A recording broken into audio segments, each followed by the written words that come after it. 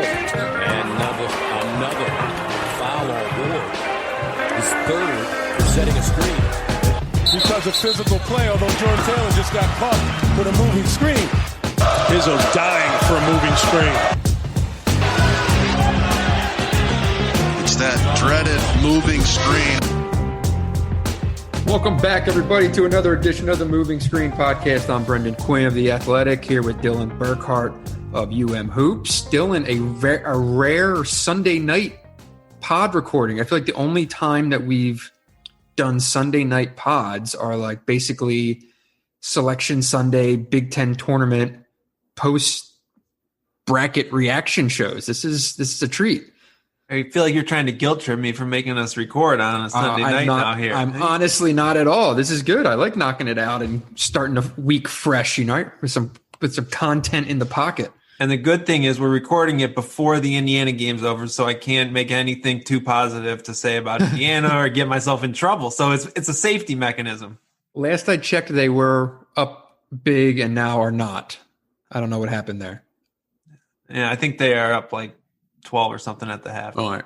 But we're not gonna talk about Archie Island. So, what we will be talking about tonight, we're going to unpack Michigan State's loss the other night, and obviously a really bad scene in that loss to Purdue.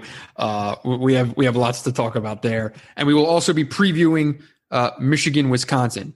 Big game. You could argue maybe first big test. I don't know.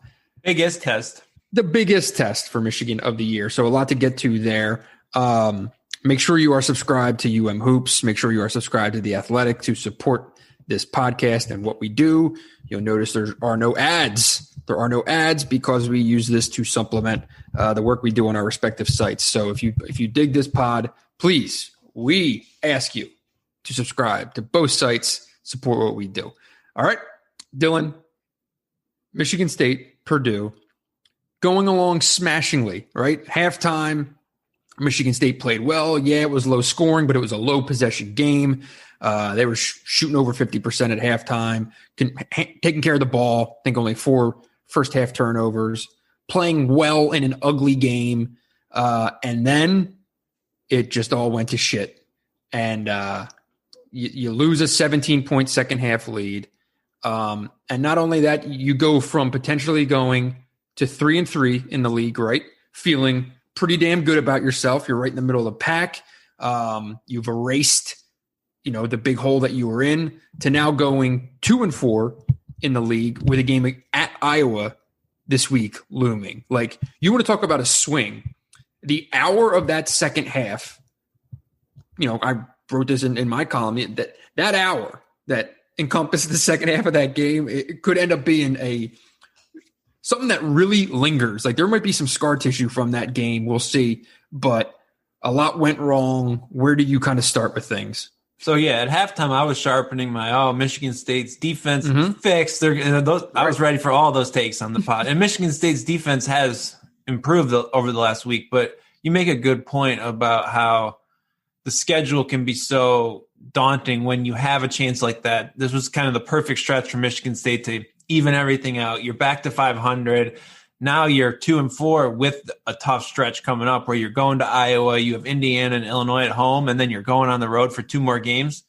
That's a lot of deep diving to do before you get back to a game against Nebraska in February, right? So that is definitely disappointing. But at the same time, I think you have to take a deep breath. There are a lot of games left in the season. Michigan State's 2 games under 500. There are games to win to get back on track in a hurry, right? We've seen some impact of playing on the road making a difference for some teams, especially like Minnesota. But at the same time, if you have to make up ground on the road this year of all years, you're going to have a chance. If you can, sure. Michigan State, we would hope could play better. So there's a chance to dig out of this still, but it's tough. And it's going to be one of those games where it really tests your confidence, right? You're looking at we had this game won. It just all kind of fell apart. And those are the games that sometimes are the toughest to shake. It's one time if you go to Northwestern and they play great and you don't play well. And it's like, well, okay, that happened. It's another thing when you play well enough to win at home and then lose and have to figure out kind of what that says about you. So that was my initial take. You were there. What did you make of kind of the scene, the reaction, and just what exactly happened? I watched that one from home. But, sorry. That's all right. I mean, it was such a hard game to have like that immediate reaction to, because to me, the last 2 minutes were the things that stuck out the most, right? You're like, what the hell are they doing? Why are they sticking with this small ball lineup? Trevion Williams is getting whatever he wants. But big picture, the offense over the entirety of the night is the bigger issue. The shot selection, the looks that they were getting, 10 second half turnovers. I think you put it out at halftime. You tweeted a stat that showed the shot distribution, and it was a lot of long twos and a lot of mid range, and they made them in the first half. So yeah, they looked pretty good. Well, they didn't make them in the second half because at the end of the day, a bad shot's a bad shot, even if it goes in, right? So, it showed itself in the second half. They couldn't make shit, and they stopped taking care of the ball because they started pressing. It makes sense. You start missing shots, you start trying to do more. Now turnovers come, and what happens? You score 23 points in the second half. So the big issue was the offense and the looks that they were getting. And I would ask you, how much of that was Purdue's defense? How much of it was just kind of the nature of the guard makeup that Michigan State has, or something else? Yeah, so the first stat when I was looking at the game after the fact that stood out is, like, Michigan State's always been a transition-focused team, right? Like, they want to get out and run and score in transition. I think this year more than anything, they really need that production. And if you look at the last kind of 5 games, right? So the 3-game losing streak, Michigan State scored 8 points in transition, 8 points, 7 points, right? So not getting much in transition. The Nebraska and Rutgers game, they're up at 25 points against Nebraska in transition, 20 points against Rutgers. Those are big numbers, right? Like, if you're getting over 20 transition points in a game, you're kind of running the other team off the court. Sure. Against Purdue, they scored 1 point in transition, according to the synergy stat, on 7 plays. So they got 1 Rocket Watts free throw in transition. And I think you do have to give Purdue some credit for that, because it's kind of a disciplined team. You expect them to take away transition, right? But this is far from the first Michigan State Purdue game that was slow and just kind of stuck in a closet. But yeah, it emphasizes the fact that when you get into one of those games, I don't know that Michigan State has a go-to option to say, all right, we're going to get buckets this way. There's just, like, they can run their stuff and they can get to some decent looks, but there's not that go-to thing that's really hard to stop, or that they really, like, that option is going to change game to game. I don't think there's this is what we do when we get into one of these drag it out games. Do you disagree? I mean, I think the answer is Aaron Henry. Like, that's who it is, who it needs to be. And you got to find a way. And in this instance, like, Brandon Newman was terrific on Aaron Henry all night. If you like, I ended up just watching that. The game was so damn boring. I ended up just watching Aaron Henry and Brandon Newman more than the entirety of the actual game. And they were both just so good defensively. And, you were looking at Henry to get buckets. And in fairness, like, he did get the shot. Like, he made the shot that should have won that game. That little floater he hit that made it. He took the shot. Yeah. Well, he made it with a minute left. Oh, yeah. Not the game winner. Yeah, I got you. I think that made it 53-50, right? And then Michigan State kind of pissed it away from there. So, like, Aaron Henry did make the shot to win that game, and we would be talking about that right now if that minute didn't play out the way that it did, right? So, like, that's worth remembering. And I do like where Aaron Henry's game is at right now. Even though he missed a free throw down the stretch there, and he missed, it was a tough shot that he missed to win the game. But I don't know. The last podcast we said, because that was after the 3-game losing streak, and we're like, Aaron Henry. He played about as well as he possibly could over the last 3 games, I'd say. Agreed. So, that was the best stretch he's put together. And that is the one thing I would say Michigan State should probably feel good about moving forward is I think that's the way forward. And you want, like, it'd be one thing if you to just keep saying that's the way forward, but it's something else when you can say, all right, well, we've seen it now. He can do this. I mean, he was great in those two wins. He's that guy for this team. I agree with that. It's just, I still don't know that you wake up on game day and you're like, I know we're getting this dominant performance from Aaron Henry. I think he can do it. Let's hope he has his best game, right? So, and that's the difference between this Michigan State team and last year, where Cassius Winston's going to do that every game for at least a 10, 15-minute stretch, and that can completely change everything. And you got to get something out of somebody else, right? Like, all right, Aaron Henry was held to 13 points, but he did generate 8 field goal attempt or free throw attempts. Like, he was trying to find his offense, but they just got nothing out of anybody else. Langford 10, Hauser 9, Kithier nothing, Malik Hall 3 points, Rocket Watts 7 points. You just got to get something from somebody else. Like, Aaron Henry's not going to go out scoring 27 points on it's just not the way it's going to be, right? Like, he can be your primary option, but you got to have somebody else doing something. And who that is on any given night, like, they have bodies, but I don't know. It's also flip a coin any game.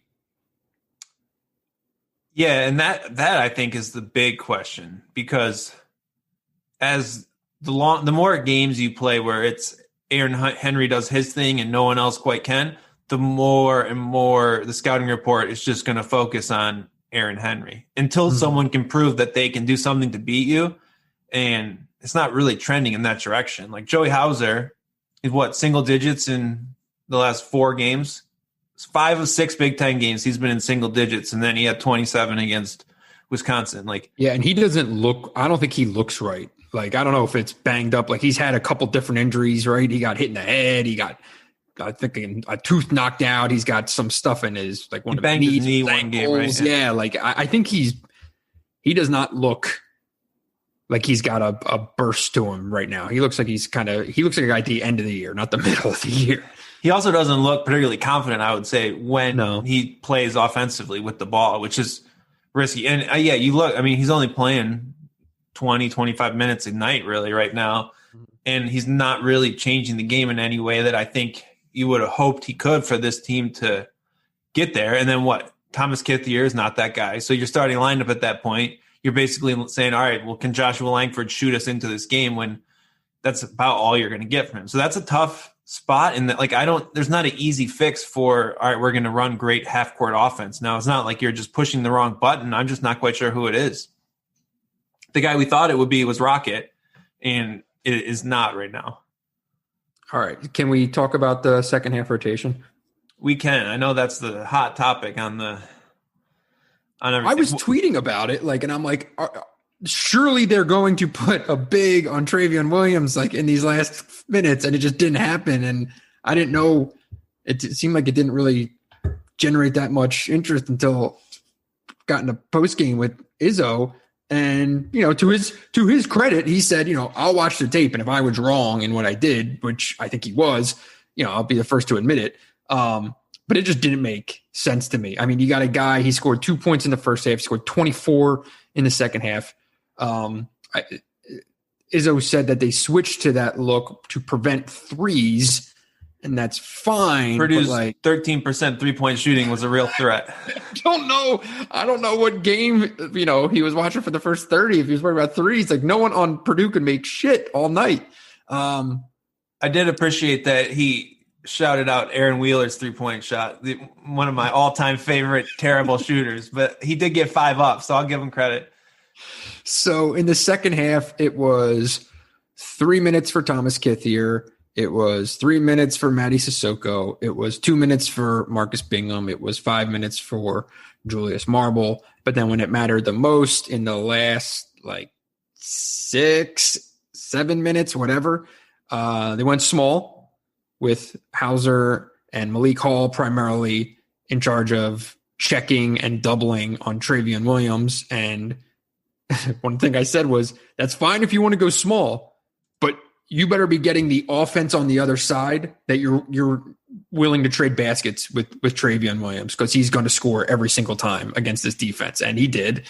I didn't get it. And then in the last 2 minutes, when when it got down to the final Purdue possession and they still stayed small, I was fairly stunned. And then on the baseline inbounds, to not have a big guy on the inbounds, to not have at least one of your centers on. I would have had Bingham on the inbound, and I would have had someone like Marble or Sissoko on on Travion Williams. But I just didn't get it. All they did was flip it over the top on a well-designed play by Painter, and it was another easy look.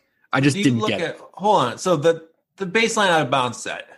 Mm-hmm. I get that Michigan State wasn't particularly big, but who do you think that coaching staff trusts to be able to react to a good Matt Painter baseline out of bounds set in that moment? Because I'll tell you, a lot of the guys you are thinking about putting in the game there, I don't think are high on that list, right? So that's fair. I think you're looking at it really from a communication standpoint, and I don't think you want to play Hauser and Kithier, right? So, I think they were worried about Hauser on any sort, because Purdue basically plays 4 out around Travion, right? So I think the calculus comes down to you want to play Hauser because he gives you something offensively, and you can't really play him at the 4 because he's a liability there. So at that point, you just want to load up on bigs on the court. I just don't know. That doesn't really – I don't think that play it didn't work because Michigan State was small, I don't think. I mean, I thought it went as easy as it did because Michigan State went small. I thought it was a good play, but either way, it was a good play. So who are you putting in the game though in that situation? Marcus Bingham has no trust from the staff. Julius Marble plays between 0 and 8 minutes anytime. You think has he played in crunch time at all this year? I don't know. He might have been in the Duke game late. So I guess they were not running away with it, but the problem is I don't think Michigan State has a guy. Well, no shit. I mean, that's been the conversation all year, of course. But take out the baseline inbound out of it. The last 4 minutes of that game, by going small, you got a good look by Hauser, and he made a 3 out of it. But they were just giving up so much, and Purdue, it was just free money. They weren't even looking for anyone else to score. They have no other offense. You got to do something.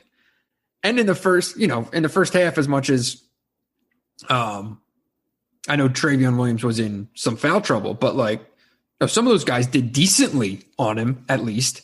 Now he got going early in the first half on basically whoever they put on him, but I don't know. He sat a lot at first, right? He only played 20. He had some foul trouble in the first half. I think he played 9 or 12 first half minutes or something like that.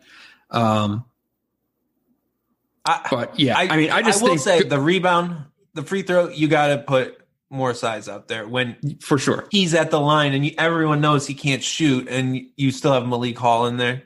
Mm-hmm. He was I believe he was still in there, right? He got I understand that. That's a fair criticism. That's where you have to say, all right, we just need to get this rebound, because it's almost like a end of game tip out situation where you have to basically know that Travion Williams is not a good free throw shooter. He's going to miss a lot of these. And I mean, if they're putting Zach Edey in the game, you got to match that, right? Yeah. So I will agree with that, but I don't know that. Dude, but overall, I mean, you watched those last couple of minutes, right? I mean, Williams was just moving. It looked like he was playing children. At least Marble could plant his feet and not just get buried underneath the basket. So Michigan State, you got to do something. Even if you're subbing offense, defense, that's fine. Yeah, Michigan State grades out in the 5th percentile guarding post-ups. That's horrible. And now they're playing Iowa. Kithier 19th percentile, Hauser 11th, Bingham 50th. The rest don't have enough possession. So, there's no good option, but Bingham would seem like the guy. But again, if you don't trust Bingham to ever play, that's what I don't get. If you don't, sure, but you're also not trusting Hauser and Hall. Seems like that's who they trust. Unless they're going to stand on each other's shoulders. I don't know. It's tough. But there's also but at the same time, right? If the offense wasn't dog shit in the second half, this is not a conversation. And I was trying to kind of say that up front. The bigger issue was the offense, right? At the end of the day, you held Purdue to 55 points. You should win the game, especially on your home court. That's Like the second half just went off the rails offensively. They went And 4 for 18. They didn't deserve to win the game. And that's a case to play smaller because you're trying to create some offense, right? A little bit. Yeah, I mean, I get it. I'm saying in the last couple of minutes, you could at least be subbing offense, defense. You could be doing something. You can't just allow Purdue to just throw the ball over the top of Travion Williams and just have him get whatever he wants. And that's what it was. Yeah, I mean, but Travion can do that. Remember the Michigan game last year in Ann Arbor? I think he had like 36. And it's just, what are you going to, like, that guy gets going. And he does love killing the Michigan teams too. Yeah, he knows. He does. that's his vibe. So I don't know.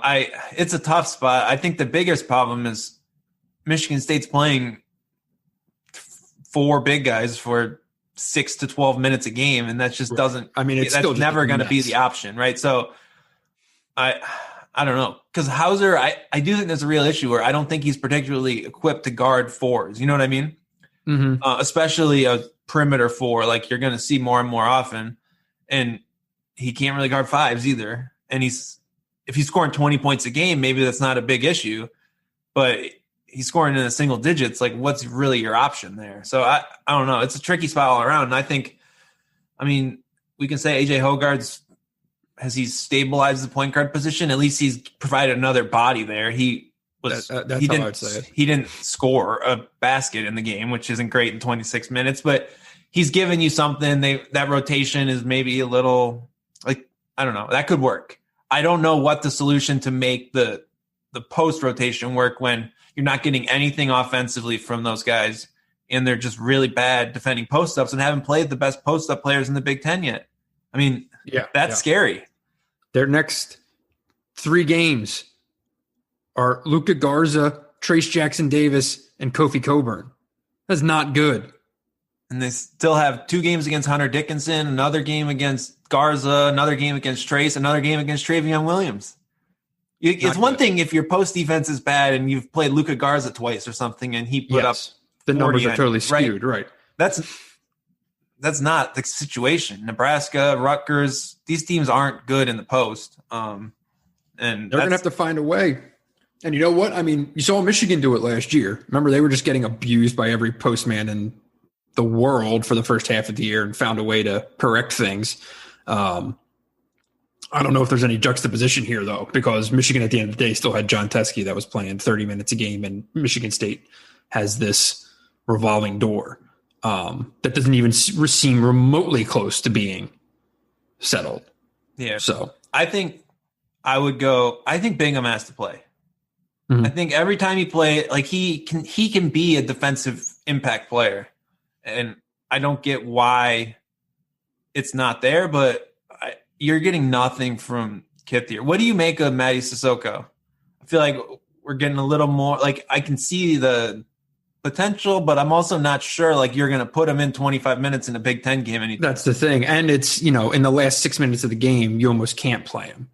You can still see he catches the ball at the 3-point line, just making like a basic, swing the ball. And it looks like it's pure panic, right? Like, and totally understandable.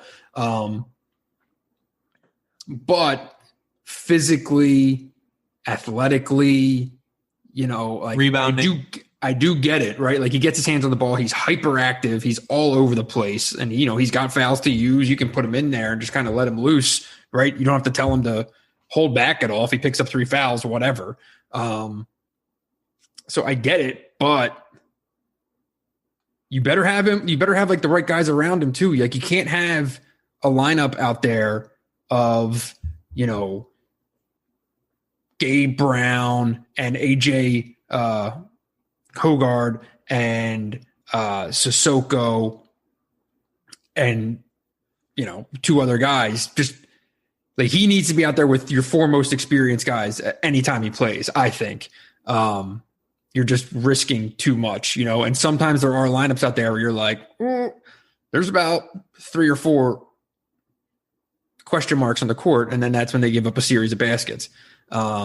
So yeah, that's I get going all in on it, but it's January 10th too. Yeah, I also think that Purdue game to me just really showed a team that is missing confidence. And I just think like one game where Michigan State just look, anyone can just go off against Iowa, right? Just go out and make 15 threes against Iowa. I think that could change Michigan State's whole season. Like, I don't know that it's likely, but you're looking for one of those games where all of a sudden, like, hey, it's okay. We can just play basketball. This is just a team right now to me that's so stuck in kind of their own bullshit as far as like, man, are we this? Are we that? They don't have someone to pull them over that hump. And I think that can change pretty quickly if you can get like, I honestly think this next stretch of schedule is almost an advantage where you're not facing the pressure of these are the games we're supposed to win or like, you know what I mean? Just go out and play and see what happens. I don't know. Like think about the Wisconsin game, right? That was the game that Michigan State probably played pretty well among their losses. And that was a game where, again, they're like, I just think it'll be good to go out and maybe just get on the road and see what happens. I don't know. Could be a good change of pace for a team that like that collapse was not great. It was brutal. It was a team that didn't trust themselves to win the game, if you ask me. Yeah, and like it wasn't that complicated to go and win that game. It'd be one thing, right, if Purdue went out and went 7 for 11 on threes in the second half, right, or something like that. But it was not that. They just died. They just disappeared in the second half and lost a game that, might have serious consequences to it. Well, and it was Ken Palm projects his team to go 8-12 in the Big Ten, and that does not seem like that implausible at all.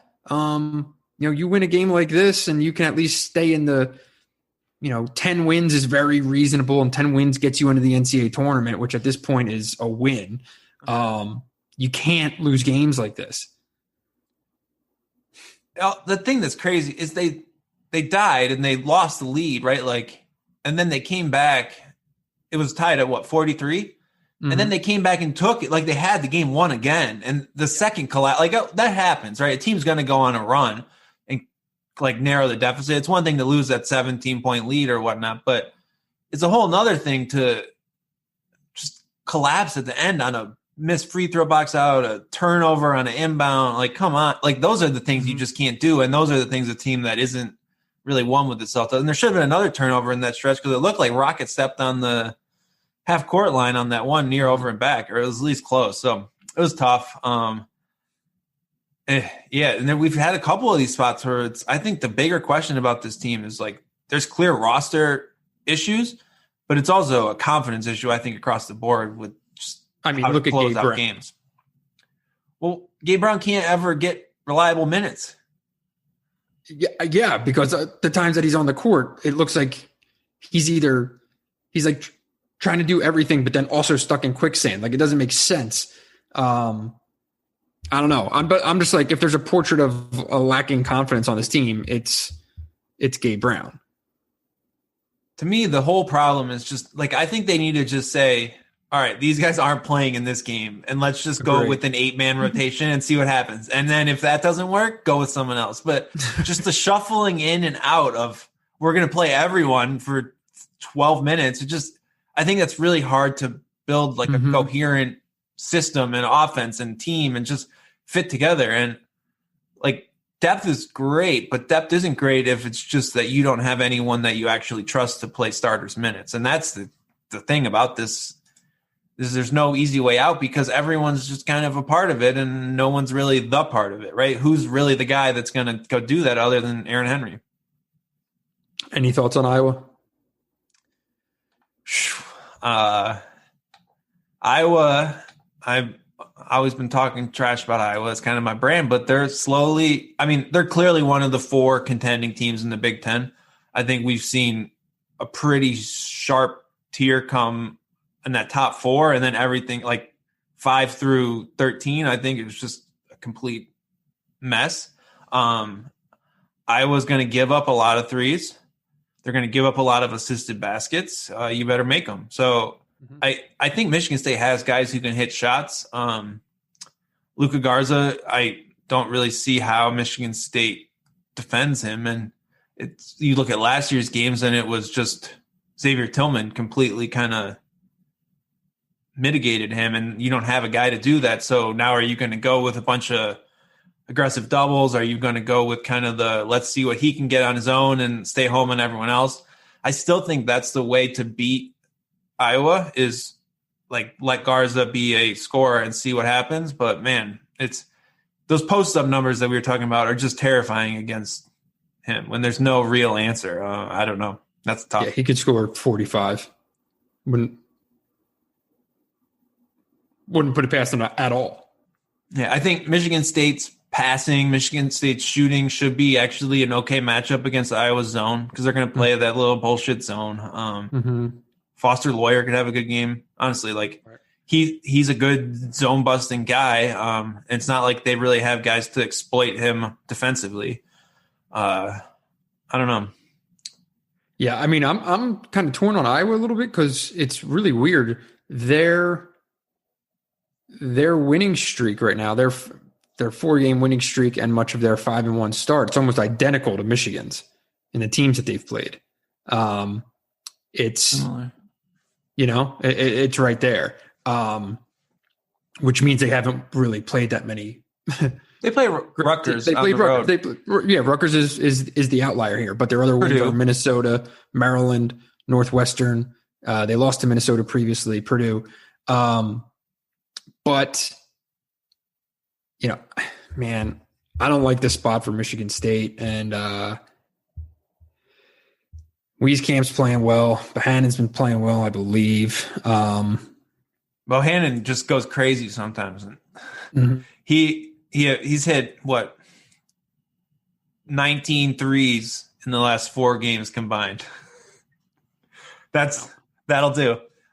He might not be able to move, but he'll bury some deep threes. Keegan Murray has come on as a really nice piece for them too. Is that freshman? Long freshman? I like him. Yeah. He makes them a lot better, I think, and has kind of found a role here. He didn't play great today, but he's found a role that I think makes them a little bit different and more multidimensional. So I like that. And that's good because they're not the deepest team by any means. But shit, they're top 5, pretty darn good, man. And I don't know. I mean, you need an offense that can get up and go with Iowa at the end of the day. But here's the thing. They're going to give you transition buckets. Michigan State will take those, right? Like there's some way. I think honestly, it could be a get right spot for Michigan State's offense in a way. I also think it will make us maybe hold our tongue on some of the Michigan State figured out its defense talk, because I don't really see Michigan State having the answers defensively against this team. Right. I mean, even if the transition really gets cranking, I mean, is this team able to go out and score 88 points though?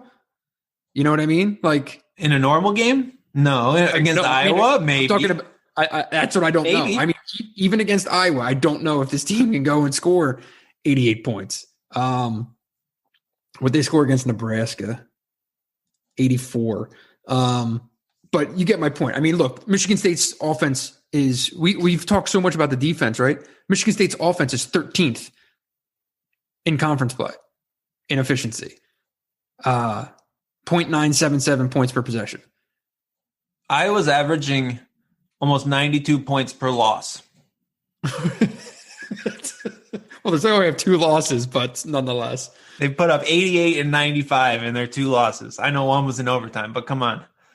They've given up, and they're averaging over 100 points allowed in losses. So you better score some points if you want to be. Like, I think they can turn any game into a shootout. I mean, so Michigan State, maybe that'll help them. I don't know. Because the last 2 games, like Rutgers, they got out and Rutgers is broken on its own right. But Purdue's not going to let you drag a game into a shootout like that. You know what I mean? So I think it'll be good in a way for the offense, but man.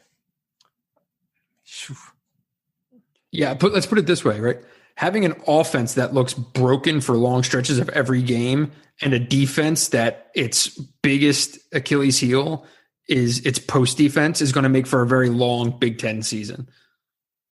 Yeah, the Big Ten is it's not the great. post-up league, and Michigan State decided this was the year to not have a post-up defense. So that's tough.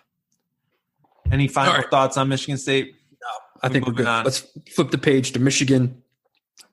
Beyond curious to see this game against Wisconsin. How about you set the table here a little bit, and then I'll hit you. I don't think we've recorded since the Minnesota game, and it was kind of the exact same thing we've seen every week, right? Murder ball. Michigan just blows the game wide open in the first 5 or 6 minutes of the second half and empties the bench 10 minutes later. So Michigan is playing as well. Like, it's getting better every game, which is a good thing. Do I think any of the teams Michigan has beat are going to make the NCAA tournament? Maybe Toledo, maybe Minnesota. I know people like Minnesota. I'm not convinced Minnesota is actually good. So yeah, it's a little bit of, well, let's see them against a real team. And I think Wisconsin's a really interesting test because Wisconsin maybe hasn't been playing quite as well as we thought they could. They've been good, not great. They've got the job done. They're experienced. They have all these things, but I think it's a spot where if Michigan is the team that we think they are over the last couple weeks, like, this is a game Michigan has to win at home, I think. And I'm really interested to see the matchup, especially after how the whole thing kind of went south for Michigan last year at home against Wisconsin. Obviously, Eli Brooks was out in that game, which kind of changed everything. But I'm really curious to see I think Michigan's defensive resurgence over the last couple of weeks has really changed the ceiling. I think I was pretty confident they'd be a good offensive team with the pieces they had. But now all of a sudden they look like they can be an actual top 3 defense in the Big Ten, and they're kind of setting the tone of games on defense, not offense. And if you can, I guess we have to see if that's because they played Nebraska, Maryland, Northwestern, Minnesota, or are they going to actually be able to shut down some of the really good offenses? So that's the matchup I most want to see, I think, in this one. Yeah, I'd say watching a decent amount of Michigan State Big Ten basketball, right? The thing that jumps out to me, regardless of Michigan's schedule, is that it's played so well that I'm like, I think that's for real, right? Regardless of opponent, if you can play that way against these teams, that's for real. I'm not saying that they're for sure top 10 in the country, pencil them in for the Final Four good. I'm not saying that at all. But in terms of that upper tier of the league, the way that they've played in these games, I'll buy that right now. And this game's so interesting because Wisconsin's actually one of the few teams that a lot of teams in the Big Ten are old. No one's as old as Wisconsin. And Michigan is also really old. And I think it shows in both the way that they've played in this very weird year, right? Yeah, absolutely. Wisconsin is, Dimitri Trice is about to be he's my age. He's about to turn 25 soon. So that's pretty ludicrous to say. I think the thing that Wisconsin has going for it, even beyond Michigan's age, is they've been at Wisconsin basically the whole time, right? Like, they play a way that they've always played, and it's really established. I think that maybe limits some of their upside as a team, but at the same time, like, Michigan had to kind of forge a new way to play together. This is the same team that Wisconsin had last year. And Michigan's very different, where they're old, they're new teammates, right? Wisconsin knows the drill. I just think Wisconsin, to me, has looked a little vulnerable on the perimeter, kind of like with their defensive quickness. People get into the basket a little bit against them in ways that makes you nervous. The Maryland game, you saw some of that. Indiana was getting to the basket. So that is an area where interior defense is a serious issue. What'd you say? Their interior defense has not been that great. In a weird way. They're also 12th in the country in 2-point defense. So they do a really good job and their base defense of forcing kind of pull up twos with their pack line defense. But I think you've seen, like, people just put the ball on the floor and get past them and get to the bucket, right? And it'll be really interesting how Michigan's wings do in that situation. What did Trace finish with that other day? Yeah, he went 10 for 16 on twos. Like, I think against true bigs, like, if you can get the ball down there, you can, like, guys have scored on Wisconsin. So obviously that goes to Hunter Dickinson, right? What can Hunter Dickinson do against these guys? Because people are going to spell this out as, oh boy, Wisconsin's big experienced bigs and blah, blah, blah. I think Hunter Dickinson can score on those guys. Yeah, it's crazy because I have this vision from covering Michigan for however long of watching how like Beeline's teams and even Michigan last year, like ball screen heavy teams end up doing against the pack line and all the problems it causes. I guess I'm a little I haven't followed enough of, all right, what happens when some dominant post up big man goes up against the pack line? And that might actually be a advantage for Michigan in a way to have that to lean on, whereas before it just wasn't really part of it. And Michigan was always trying to crack this defense from the perimeter, and it caused Beeline all sorts of fits. So that's not really the case now. It's, can you get Dickinson touches, and how does he do against Reuvers and against Micah Potter? And Micah Potter defensively has been kind of a mess. He got benched in that Indiana game down the stretch. So I think there's an opportunity there for sure. I should pull up their post-up D numbers. Let's go. While you pull that up, I will touch on the thing that I have liked about this team. Demetric Trice has, I think, kind of emerged into, someone who, close game, 5 minutes left, you can put the ball in his hands and see if he can make some shots and win you a game. But this is like the makeup of Michigan. Like having a guy like Eli Brooks, when you run into any team like Wisconsin that has a guy, anything like Trice, and the fact that you go into every game plan and can just be like, all right, Brooks on Trice, right? Let's move on. That's not even a conversation after that. That's huge. But Trice has been really good at times this year, and he can be a closer, and he can change the game with his 3-point shooting. He was obviously, having watched all the Michigan State game, I might have a little bias because that was one of the best games of his career, but he's played well. He dropped 28 at Chrysler last year too. All right. Yep. And 29 against Michigan State, 25 against Maryland, 14 against Minnesota, 21 against Indiana. This will be a good test for Eli. And across the board, Michigan, Wisconsin, I feel like is one of the most interesting kind of 5-on-5, like let's pair up who's on who and things like that, matchups as you'll find in the league. Yeah, it's funny because that last game, Michigan went super big, right? Because Eli was out. They put Franz at the 2, and they were just getting abused from the perimeter. They couldn't defend the 3. It was basically like the entire game was an experiment that didn't work. And Wisconsin just shot them out of the gym. 10 years ago. I forgot all about this, but okay. The world was a little different then, but and Nebraska is only down 2. Anyways, Archie is imploding as we record this podcast. What I was going to say is that's completely different this year, where Michigan will match up a lot more naturally in a sense. Before you were putting Brandon Johns at the 4, you were trying to do all this. It was much harder to guard pick and pops and everything. When you're in your more traditional lineup with Isaiah Livers at the 4, I think that helps Michigan. And now you have Dickinson inside, which gives you a whole new dynamic. But Eli Brooks better have his teeth fixed up right and be ready to go, because Michigan's going to need him. How he does in that matchup probably determines, I think, a lot of the game. Because what's your sorry, go ahead and finish your thought. I was just going to say, if you make someone else beat you on that team, I'm not sure they really have that guy.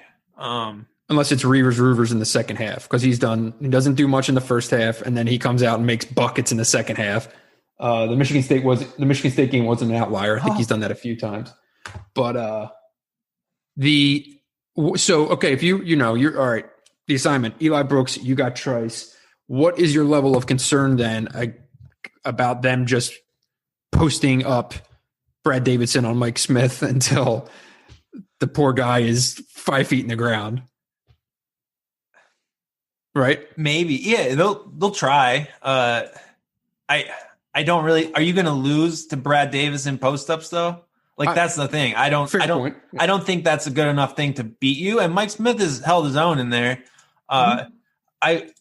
I just think that this is a new level of kind of test for Michigan as far as game plan, execution, scouting report, to a level that maybe you haven't had to have this year. And it'll be interesting to see how that plays out. I like that you're just live reacting to This Indiana game. Oh, so Nebraska was down 18, is now up 1 with 9 minutes left. Incredible. So anything else about this matchup? Like when you're doing your preview and you're laying this thing out, what are your keys here, and what do you think about Franz Wagner in this game? Yeah, well, that was going to be the thing, is how you deploy him defensively, I think, can really shape what you can do to slow down their offense. Like he can switch, he can help, he can do all these things. And he's just been so good defensively over the last few weeks that sets the tone. And I think his length and ability to get deflections could help generate transition opportunities, which you really want to have against a very good, disciplined pack line offense, right? Michigan has really found its transition game over the last couple, and that has allowed them to turn those 10-point leads into 20-point leads, and that can open it up for me, from my opinion. So I had just been under the assumption it would be Franz starts on Aleem Ford. No?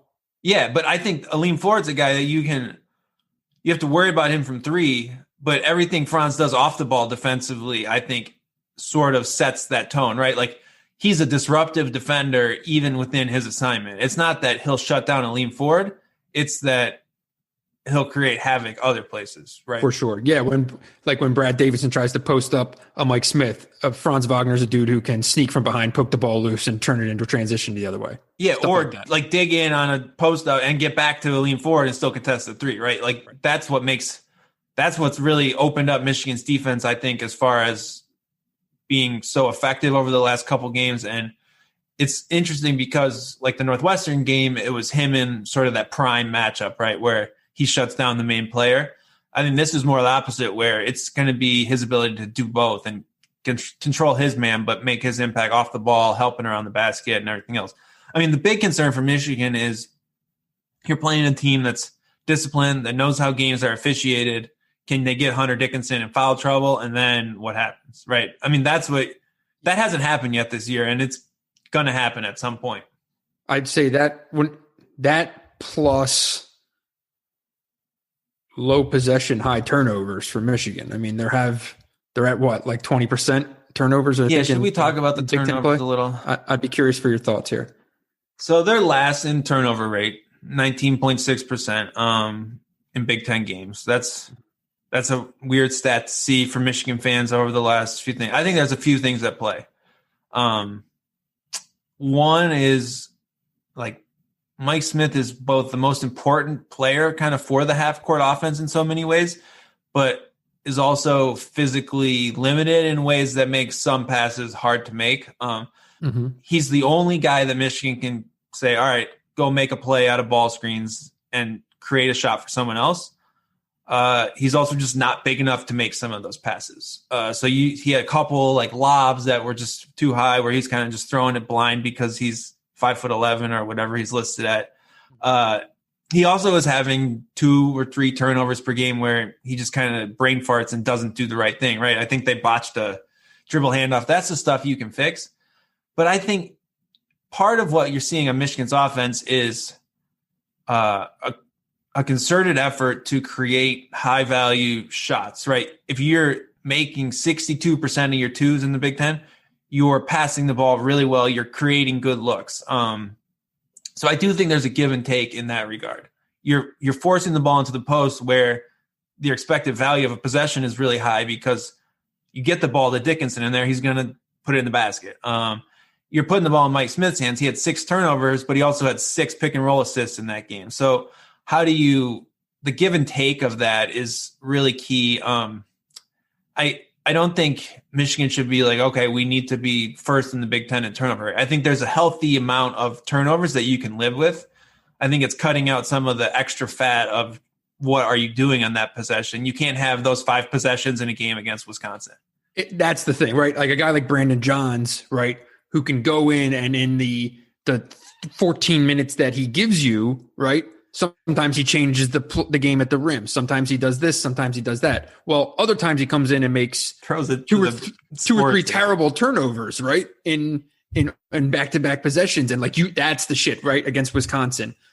It's going to be low that you just can't let that happen. So, right. Yeah. You got to be dialed in.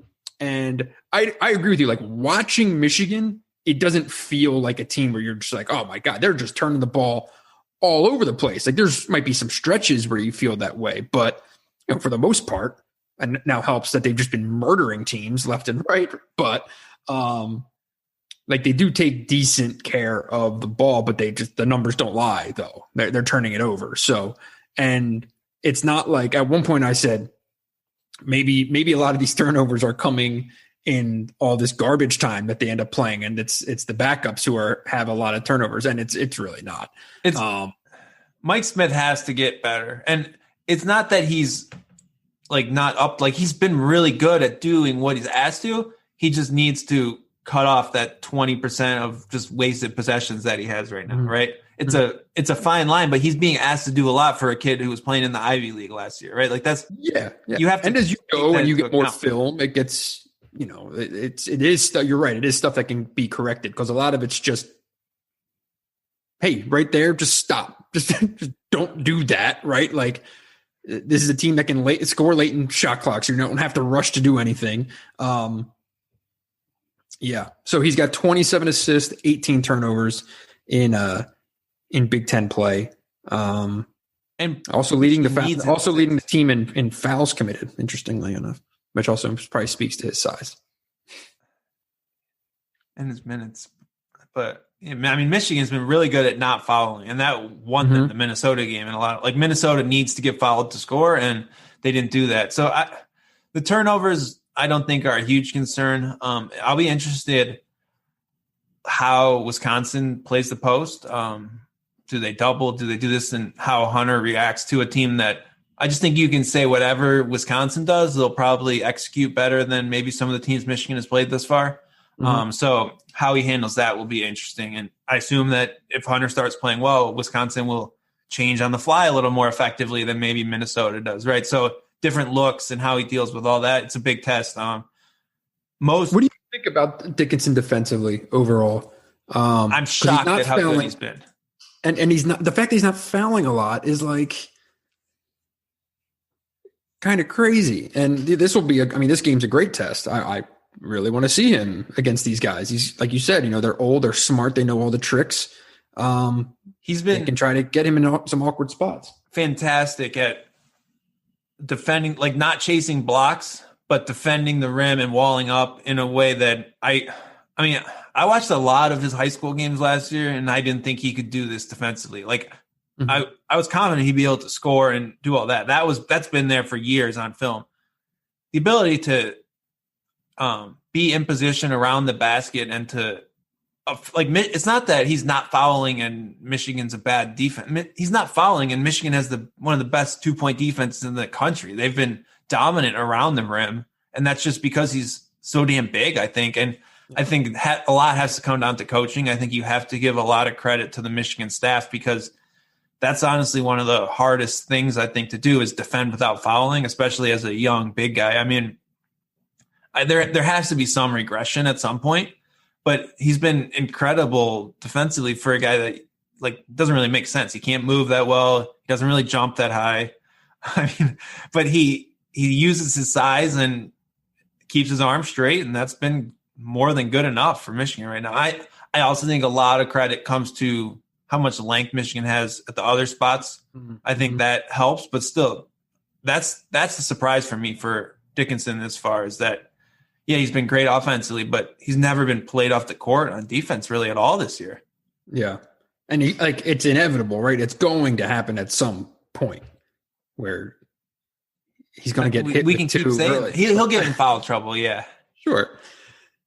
But Minnesota gets fouled more than any team basically in the country. They're definitely in the conference, and he played 31 minutes and didn't commit a foul. That's ludicrous. Yeah. Yeah. Okay. You got anything else on Michigan? No, I'm really excited to see this game because I think it's an important data point. I feel like you don't really know anything about yourself as a team until you play Wisconsin in the Big Ten. Good point. What's your pick? I think Michigan should win this one at home. Wisconsin, for my money, is not the I think they're third or fourth of the top contenders right now. I know I picked them to win the league, but I think it's Illinois at the top of the pile for me right now, and then figure out where you go from there. Agreed. This game will tell us a lot, though. I like Michigan as well. Probably somewhere, in the 60s and win by 4 or 5, something like that. Sounds right to me. But you're right. It'll be as telling a midseason game as I can remember, because there's just so few times that you have this weird scenario of are they good or aren't they, is just kind of this weird pervading thing.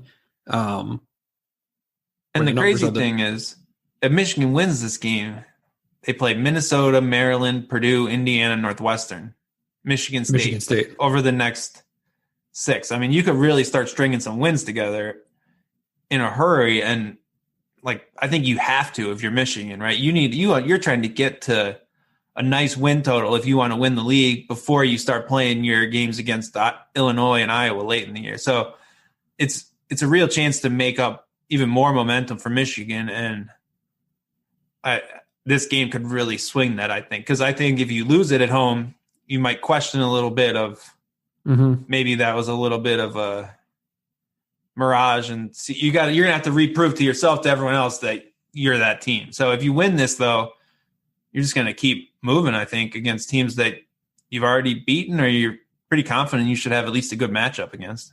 Totally agree. Okay, well, that'll do it for this week. I'm sure we will probably be back on Wednesday. I would imagine we will recap Michigan, Wisconsin, and we will preview Michigan State, Iowa, probably a little bit more. So that'll do it. Make sure you check out Hoops this week for all Dylan's preview content. Make sure you check out The Athletic for all my bullshit and that of my many, many friends covering every team in the world right now. So we appreciate you listening. Subscribe to this podcast. Leave a kind review if you'd be so willing, and be sure to tip your bartenders and servers.